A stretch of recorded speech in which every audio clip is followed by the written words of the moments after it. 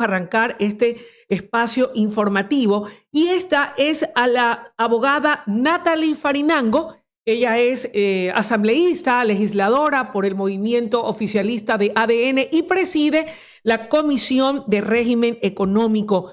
Estimada asambleísta Farinango, qué gusto que nos acompañe. Buenos días y sea usted bienvenida al Noticiero Nacional de WQ Radio.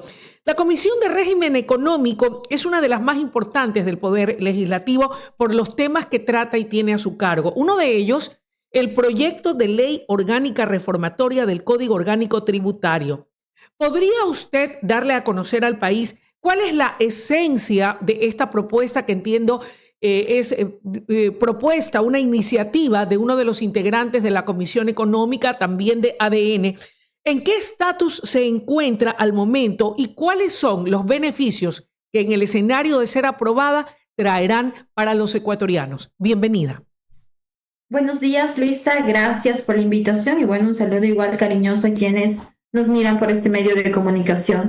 En la Comisión de Régimen Económico y Tributario, como usted bien hacía mención, está trabajando en reformas al Código Tributario, uno de los códigos más importantes que tiene el país y que necesita actualizarse a la realidad nacional. ¿En qué van enfocadas estas reformas que han sido presentadas por legisladores de anteriores periodos legislativos, pero también de este periodo legislativo y que hemos logrado unificarle? Hemos recibido también en mesas técnicas a expertos tributarios, autoridades que aplican la norma, como el presidente de la Corte Nacional de Justicia, al Servicio de Rentas Internas, como Administración Tributaria Central, a representantes de administraciones tributarias seccionales, por ejemplo, el prefecto de Cuenca, de Azuay, por decir, entre otras autoridades que nos han ayudado a nutrir esta norma. Y como lo comentaba hace un momento, ¿cuál es el objetivo? Es equilibrar la relación entre las administraciones tributarias o el Estado y el usuario de las administraciones tributarias, brindándole mayores garantías a los ciudadanos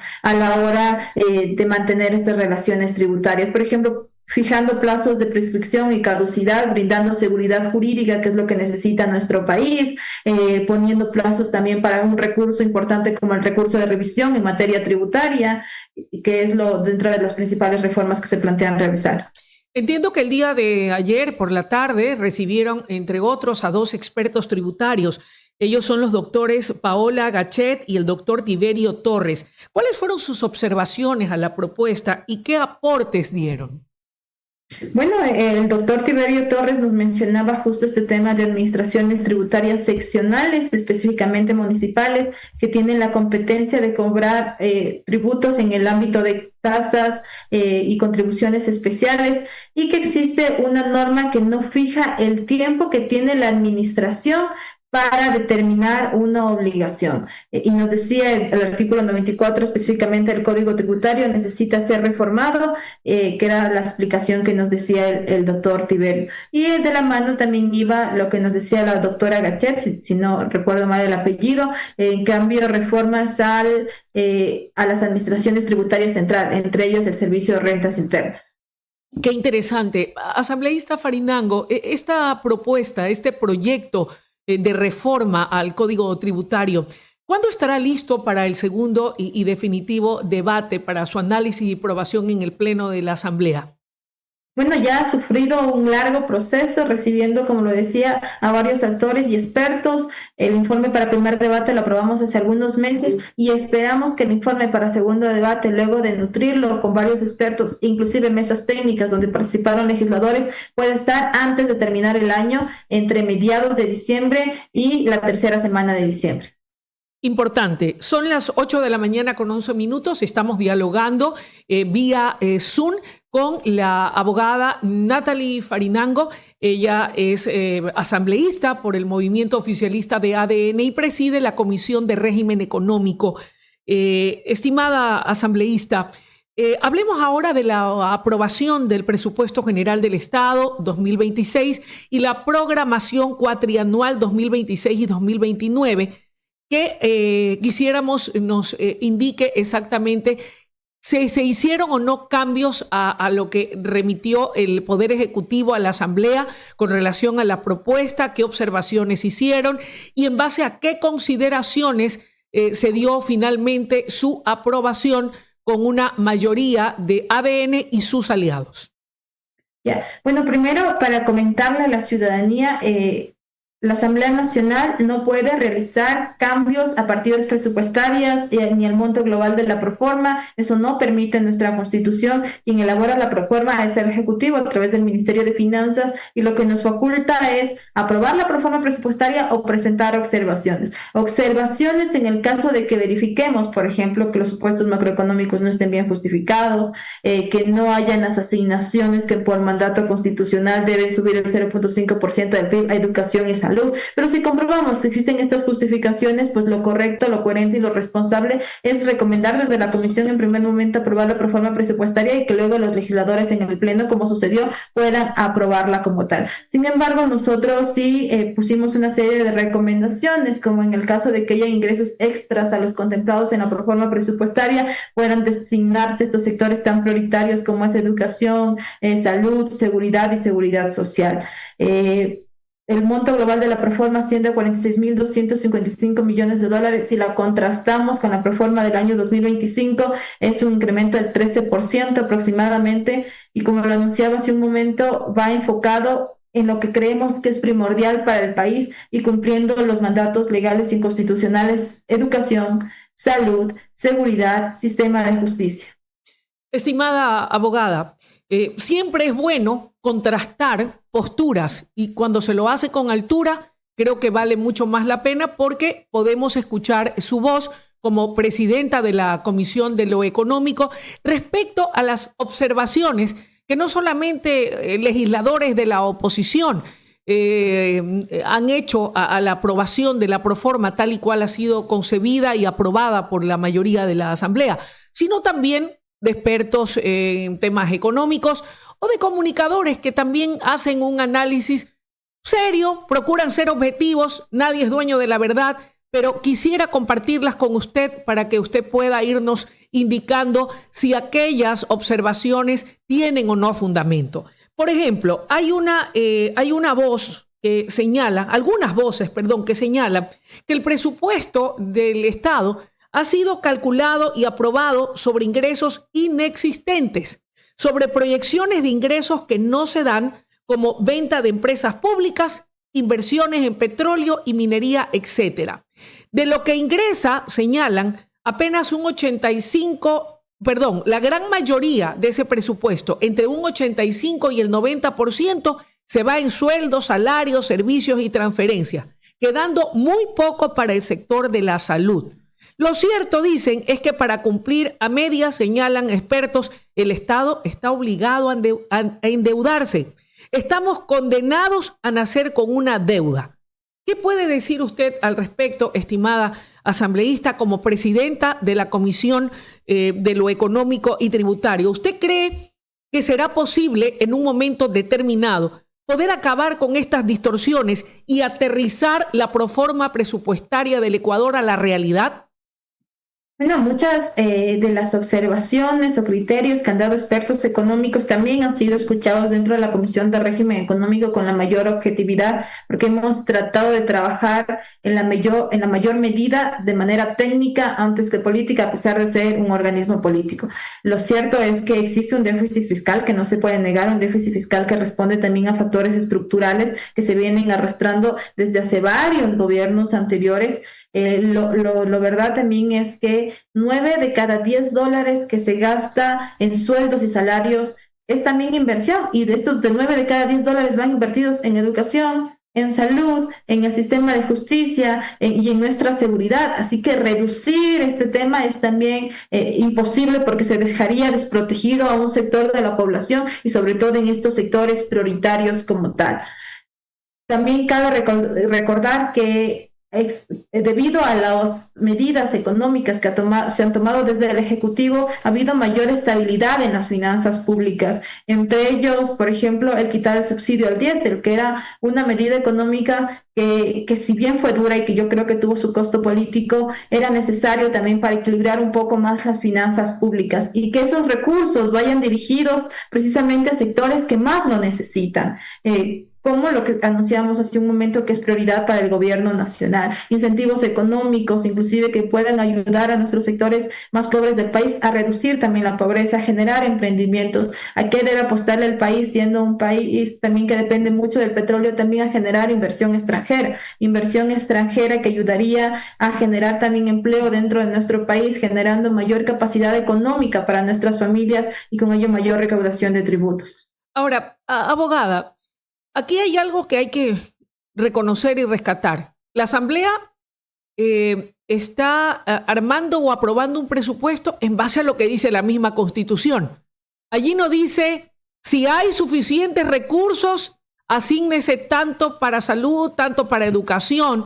Y dicho sea de paso, mucho de lo que se destina al pago de salarios es también para trabajadores de la salud, para educadores, para la fuerza pública que está a cargo de garantizar la seguridad al pueblo ecuatoriano. Así que eso hay que dejarlo en claro. ¿Y por qué hago esta reflexión? Y me gustaría escuchar su valiosa opinión. Porque quienes se opusieron a cambiar la Constitución para tener una nueva Constitución que permita, sí, tener una inversión extranjera directa en los sectores estratégicos como el petrolero, como el energético, como el minero, sin tantas cortapisas, hoy son los que se rasgan las vestiduras indicando que se transfiere demasiado dinero para pago de salarios y no así en la misma proporción para inversión en obra pública o para salud y para educación y también para seguridad. ¿Estoy en lo correcto o mi percepción es equivocada, estimada asambleísta Farinango? Yo estoy de acuerdo con su criterio, realmente hay una fuerte inversión en gasto corriente, en pago de salarios, y como usted lo decía y lo anunciaba yo también hace un momento, 9 de cada 10 dólares que se gastan de salarios en funcionarios públicos van a sectores prioritarios como educación, salud y fuerzas públicas, Policía Nacional, Fuerzas Armadas y al sector de justicia. Entonces eso no se puede reducir así. También estoy de acuerdo que con modificaciones a la Constitución nos permitirían mayor inversión extranjera, pero tampoco espero mucho de otras fuerzas políticas que se oponen absolutamente a todo. Las últimas 3 reformas presupuestarias tampoco han sido aprobadas por ellas, ni la del 2024, ni la del 2025, ni las leyes inclusive que han salido desde la Comisión de Régimen Económico, como la Ley del Sistema Nacional de Contratación Pública, que ayudaba a transparentar estos procesos, a disminuirles algunas trabas y hacer que ejecuten y ayudar a que ejecuten de mejor manera sus presupuestos de las instituciones del Estado, también votaron en contra. Entonces, no creo que se pueda esperar mucho, pero sí creo que la ciudadanía debe estar vigilante de sus representantes para exigirles que está bien que se hagan las críticas necesarias y correctas con argumentos, pero que también desde este legislativo y desde las otras fuerzas políticas es importante se empiecen a brindar soluciones que no nos van a beneficiar a una organización política, sino a quienes por quienes trabajamos, que es los ecuatorianos y ecuatorianas, que requieren que por supuesto se cumplan con sus derechos, pero los derechos tienen un costo. Para cumplir con el derecho a la salud hay que proformar eso y darle las asignaciones correspondientes para que se cumpla con el derecho a la salud. Si hablamos del derecho a la educación, también tiene un costo. Hay que proformar cuánto nos va a salir cubrir todas las necesidades en el ámbito de salud para la población y también asignarles esos recursos. Y el Estado necesita mayores ingresos también para lograr aquello. Algunas puntualizaciones y reflexiones, estimada asambleísta Farinango. ¿Qué es que ha pasado en la Asamblea? Yo sé que no es de su comisión, pero nos hemos enterado a través de la opinión pública que hay pues allí ciertos enfrentamientos y diferencias entre la bancada oficialista y de la RC5 con su aliado Reto, porque ha habido una denuncia debidamente sustentada o fundamentada que ha sido presentada al legislativo de un hospital en donde la persona a cargo, la directora, quien regenta el hospital, ha dicho que han llegado allí como unos 5 o 6 asambleístas de la oposición de alguna manera, de una manera invasiva, de una manera que atenta contra los derechos de los pacientes, de los niños, de los adolescentes. Han irrumpido en el hospital de una manera no recomendable y eso ha denunciado ante el CAL y el CAL ya ha dado paso a una investigación por parte de la Comisión de Salud. Y los de la oposición, en este caso Reto y RC5, que son aliados, han dicho que ellos son fiscalizadores y que nadie les puede prohibir su derecho a fiscalizar y que no entienden el por qué ahora los quieren investigar. ¿Qué es lo que ha pasado? Usted podría compartirnos, ya que usted es parte del Poder Legislativo, aunque no está metida en ese entuerto. Bueno, si hay algo que yo siempre voy a rescatar en todos los espacios y desde que inicié en la Asamblea Nacional es que una de las competencias más importantes que tenemos es la fiscalización. Y de las más relevantes y que puede ayudar mucho a mejorar las actuaciones de los funcionarios públicos y con ello el accionar de las instituciones. Pero la fiscalización se la tiene que hacer también de manera responsable y respetando también el derecho digamos, de los pacientes, en este caso en específico. Nosotros como bancada ADN también hicimos fiscalización en varios hospitales, pero llegar a interrumpir el funcionamiento normal de estos centros de salud considero que no es correcto. No sé exactamente en qué contexto se desarrolla. Sé que hubieron quejas de varios familiares, sí, por la irrupción hacia esta institución médica y que por supuesto, sobre todo aquí atienden a niños, niñas y adolescentes, que podría generarle inclusive algún tipo de temor en los tratamientos que estaban haciendo. Ha calificado el CAL, tendrán que pasar por todo el proceso, determinar si existieron o no existieron responsabilidades para así determinar sanciones. Sé que está en la Comisión de Salud y esperamos que, como siempre, actúe con la mayor independencia y si es que se encuentran que cometieron irregularidades, pues que existan las sanciones correspondientes. Estimada asambleísta Farinango, usted es asambleísta por Pichincha, es quiteña, quiteña de cepa. Cuénteme también, y aprovecho pues para enterarme del chisme, no me gusta pero me entretiene. ¿Qué es lo que ha pasado con un acto que se ha celebrado en un lugar muy tradicional de la ciudad capital, un lugar emblemático, histórico, que ha sido escenario de un evento de drag queens y demás? O sea, ¿qué es lo que ha pasado? Parece que ha habido mucha convulsión. La gente, en su mayoría católica, como es el pueblo ecuatoriano y también el pueblo de Quito, ha puesto el grito en el cielo. ¿Qué es lo que ha sucedido? Cuéntenos. Bueno, sé que hay algunas organizaciones sociales exigiéndole al alcalde el respeto a nuestra fe quiteña. La mayoría, como usted lo decía, somos católicos, y si bien respetamos todo tipo de manifestaciones, porque el país inclusive tiene este tema de que es laico y que pueden existir los diferentes tipos de manifestaciones de las diferentes organizaciones sociales o grupos de la sociedad, es importante que también se respete, digamos, nuestros temas símbolos o insignes como las iglesias, para no hacer este tipo de actos. Hay un grupo grande de los quiteños y quiteñas que están enojados por ese aspecto y que sé que hoy van a manifestarse también hacia la alcaldía de Quito. Oiga, pero ya el alcalde Pavel Muñoz ha pedido disculpas. ¿Es que acaso no tienen derecho los drag queens a presentar sus espectáculos? Ellos y todas las organizaciones y grupos sociales tienen el derecho de manifestarse libremente, pero sí creo que es importante respetar los espacios insignes también, digamos, para quienes somos católicos. Por eso entiendo va a ser la manifestación que tendrán hoy varias organizaciones sociales. Yo había escuchado, no estoy 100% al tanto, pero también es un llamado de atención al alcalde para que no genere este tipo de controversias entre grupos sociales. La ciudad tiene varios espacios que quizás los podría poner a disposición para que puedan hacer este tipo de manifestaciones.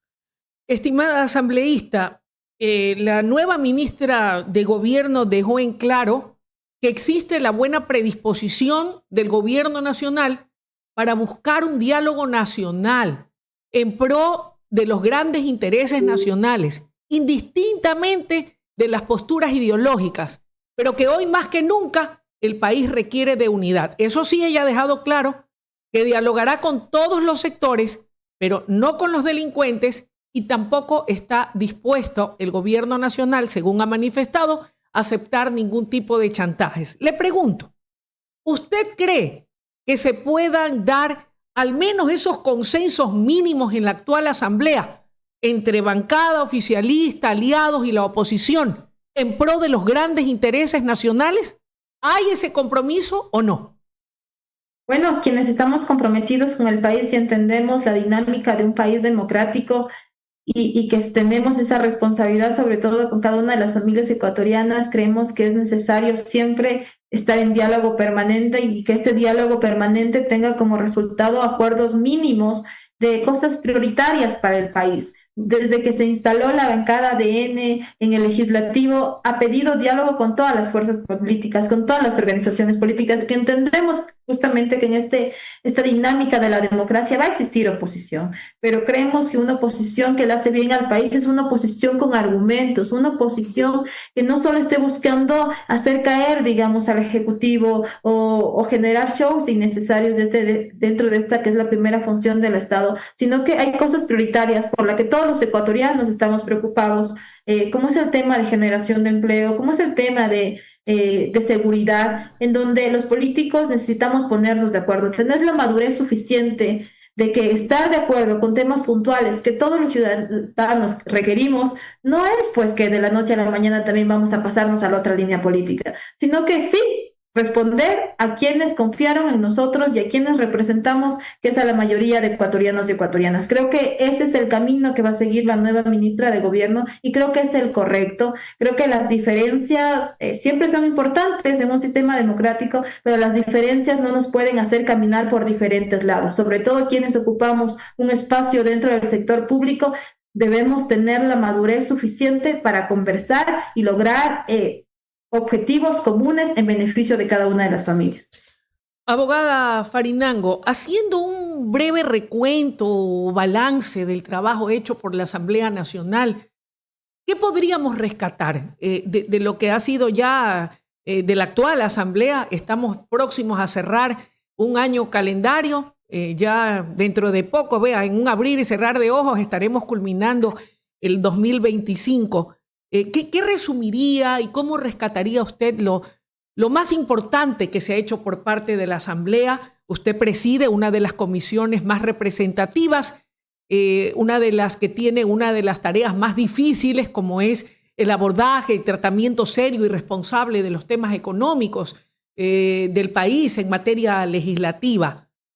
¿Podría, por favor, usted hacer ese breve recuento de lo que se ha hecho, lo primero? Y lo segundo, ¿cuáles serán los nuevos desafíos? ¿Qué está en carpeta? ¿Qué queda pendiente por hacer? ¿Y cuáles son esos grandes desafíos, esos anhelos que como parte del Poder Legislativo tiene usted en su corazón y es parte de la bancada del bloque oficialista de ADN? Bueno, creo que hay logros importantes en este año desde el legislativo. La agenda legislativa ha avanzado a pesar de ser solo 6 meses y estar proyectada para 2 años en más del 43%.